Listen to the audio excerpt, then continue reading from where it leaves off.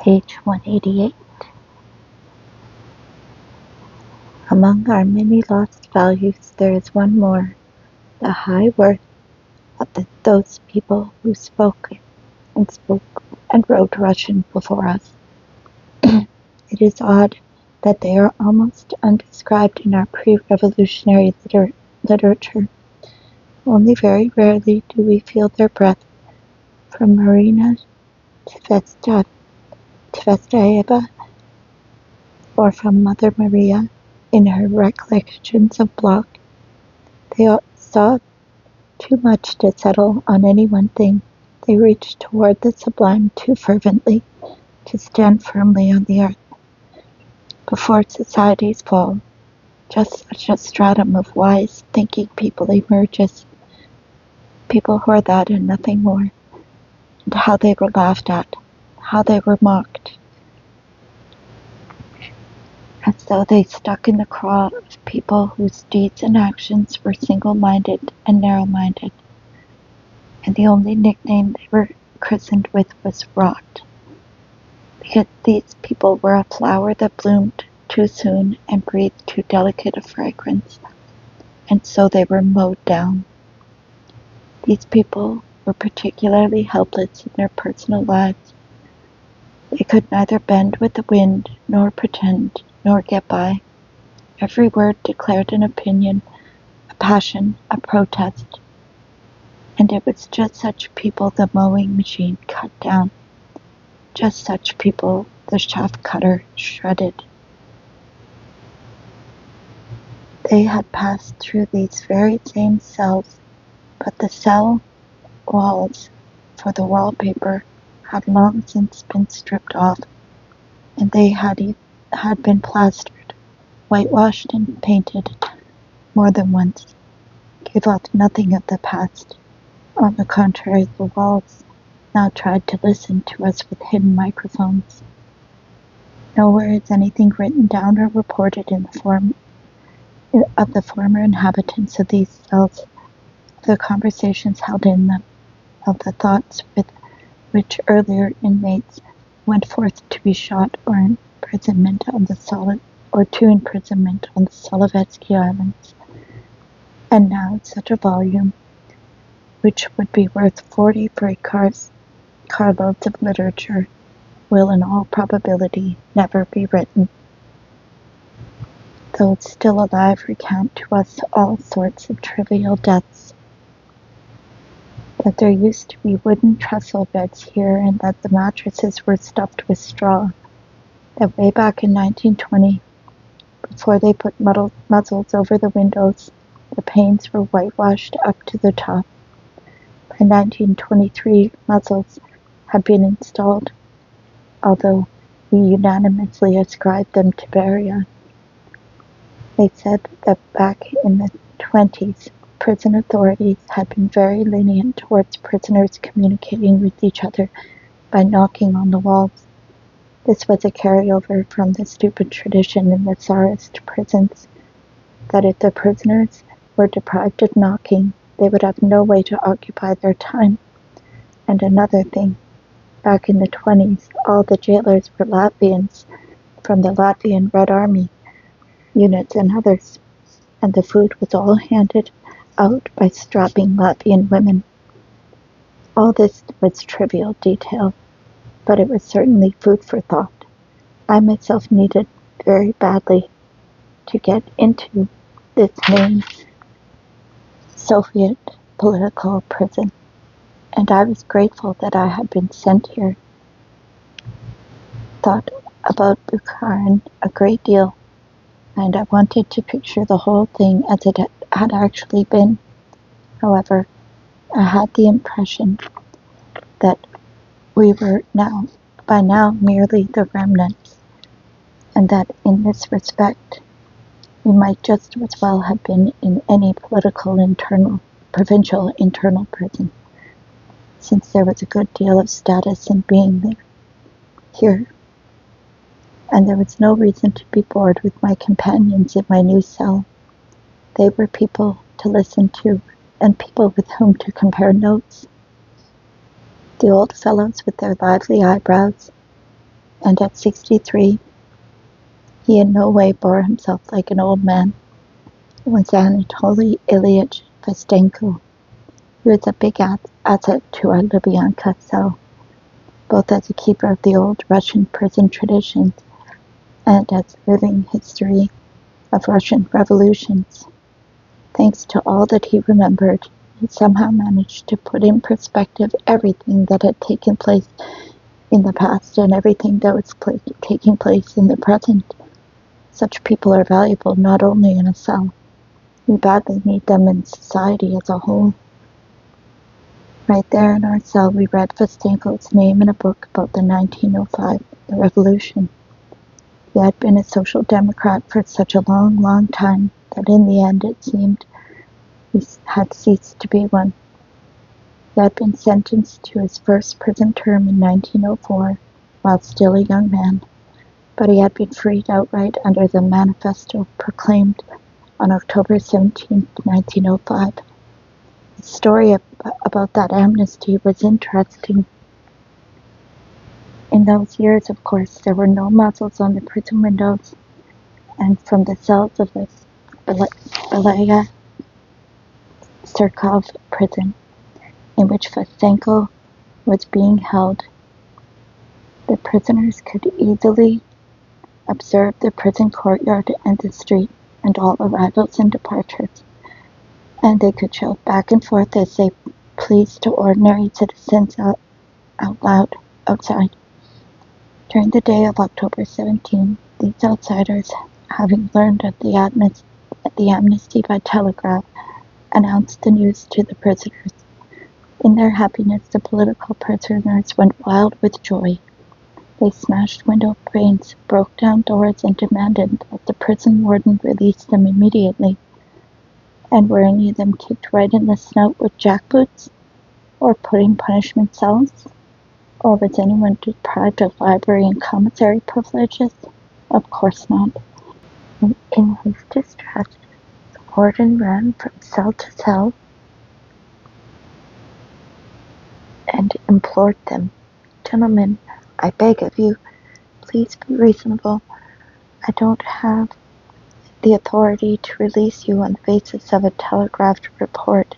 I must have direct orders from my supervisors in keep. Please, I beg of you, you will have to spend the night here." And in actual fact, they were most barbarously kept there for one more day. On getting back to their freedom, Festenko and his comrades immediately rushed to join the revolution. In 1906, he was sentenced to 8 years at hard labor, which meant 4 years in irons and 4 in exile. He served the first 4 years in the Sevastopol Central Prison, where, incidentally, during his stay, a mass escape was organized from outside by a coalition of revolutionary parties, the Socialist Revolutionaries, the Anarchists, and the Social Democrats. A bomb blew a hole in the prison wall big enough for a horse and a rider to go through, and 24 prisoners. Not everyone wanted to escape, but those who did had been chosen ahead of time by their parties, and right inside the prison had been equipped with pistols by the jailers, fled through the hole and escaped.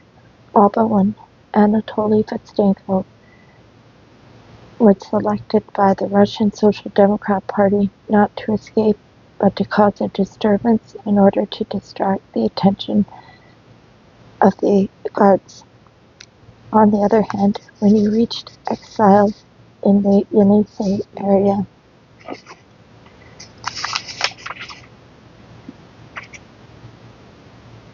he did not stay there long. Comparing his story, and later those of others who had survived, with the well-known fact that under the Tsar, our revolutionaries escaped from exile by the hundreds and hundreds, and more of them went abroad, one comes to the conclusion that the only prisoners who did not escape from Tsarist exile were the lazy ones.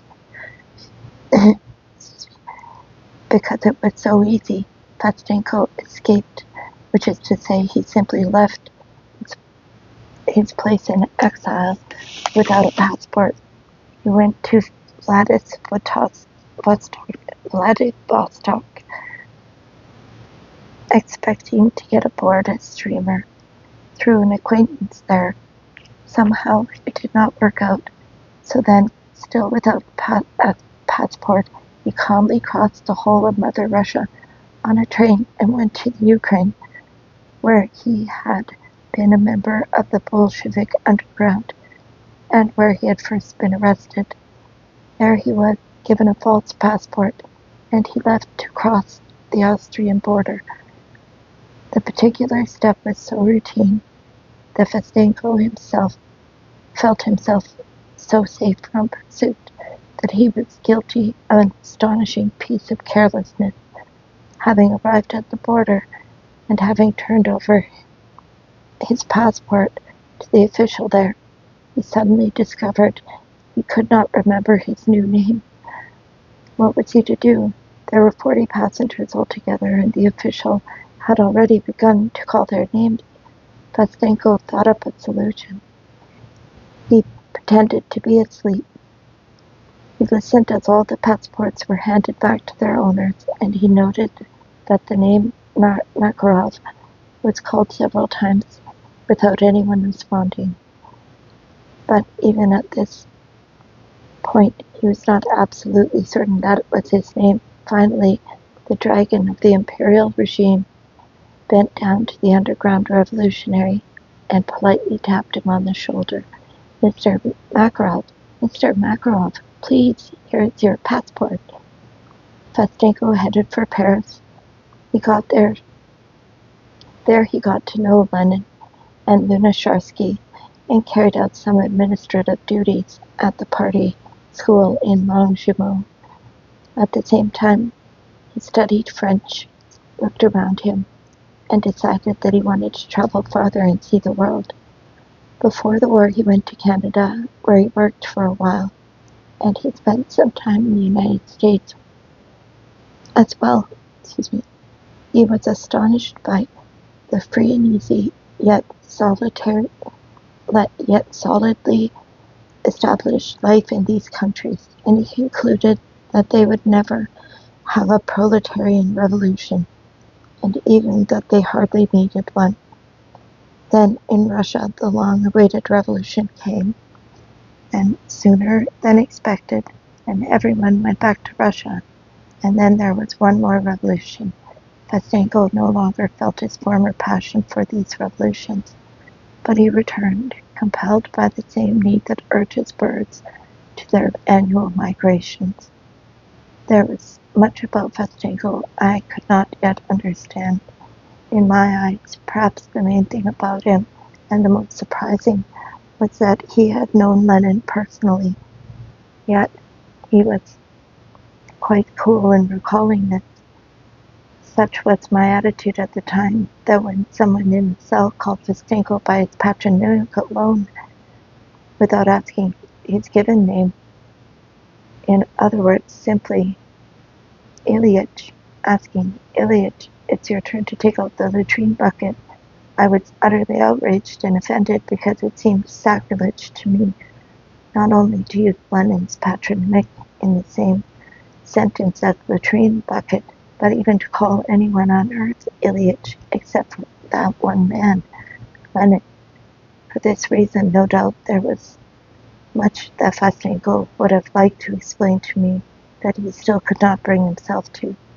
Nonetheless, he did say to me in the clearest Russian, "Thou shalt not make unto thee any graven image." But I failed to understand him. Observing my enthusiasm,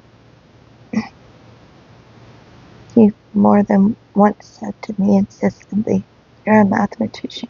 Isn't it a mistake for you to forget that maxim of Descartes? Question everything, question everything." What did this mean, everything? Certainly not everything. It seemed to me that I had questioned enough things as it was, and that was enough of that. Or, he said, hardly any of the old hard labor political prisoners of Tsarist times are left. I am one of the last. All the hard labor politicals have been destroyed, and they even dissolved our society in the 30s. Why, I asked. So we could not get together and discuss things.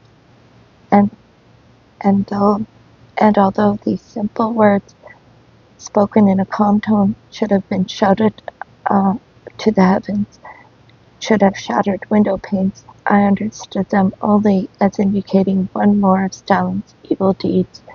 It was a troublesome fact, but without roots. One thing is absolutely definite. Not everything that enters our ears penetrates our consciousness. Anything too far out of tune with our attitude is lost, either in the ears themselves or somewhere beyond. But it is lost. And even though I clearly remember Festenko's many stories, I recall his opinions but vaguely. He gave me the names of various books which he strongly advised me to read whenever I got back to freedom. In view of his age and health, he evidently did not count getting out of prison alive. Did not count on getting out alive. And he got some satisfaction from hoping that I would someday understand his ideas. I couldn't write down a great deal. I couldn't write down the list of books he suggested, and even as it was, there was a great deal of prison life for me to remember, but I at least remembered those titles which were closest to my taste then. Untimely Thoughts by Gorky, whom I regarded very highly at that time, since he had, after all, outdone all the other classical Russian writers in being proletarian, and Plekhanov's A Year in the Motherland. Today, when I read what Plekhanov wrote October 28, 1917, I can clearly construct what Festenko himself thought. Quote, I am disappointed by the events of the last days, not because I do not desire the triumph of the working class in Russia, but precisely because I pray for it with all the strength of my soul. We must remember Engels' remarks that there could be no greater historical tragedy for the working class than to seize political power when it is not ready for it. Such a seizure of power would compel it to retreat far back from the positions which were won in February and March of the present year. When Festenko returned to Russia, pressure was put on him, out of respect for his old underground exploits, to accept an important position, but he did not want to. Instead, he accepted a modest post in the newspaper Pravda, and then a still more modest one, and eventually he moved over to the Moscow City Planning Office, where he worked in an inconspicuous job. I was surprised when he had chosen such a cul-de-sac. He explained in terms I found incomprehensible. You can't teach an old dog to live on a chain. Realizing that there was nothing he could accomplish, Festenko quite simply wanted, in a very human way, to stay alive.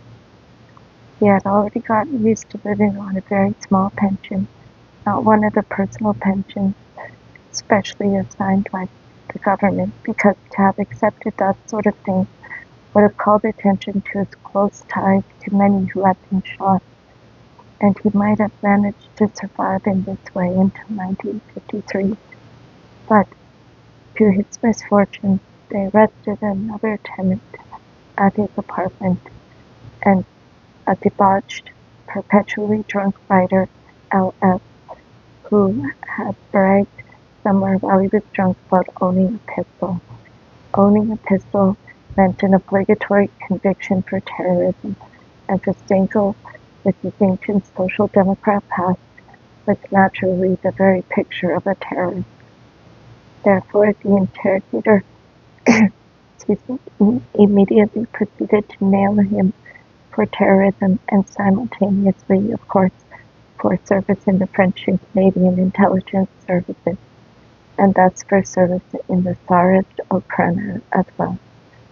And in 1945, to earn his fat pay, the fat interrogator was quite seriously leafing through the archives of the Tsarist governmental gendarmerie administration and composing entirely serious interrogation depositions about conspiratorial nicknames, passwords, and secret rendezvous and meetings in 1903.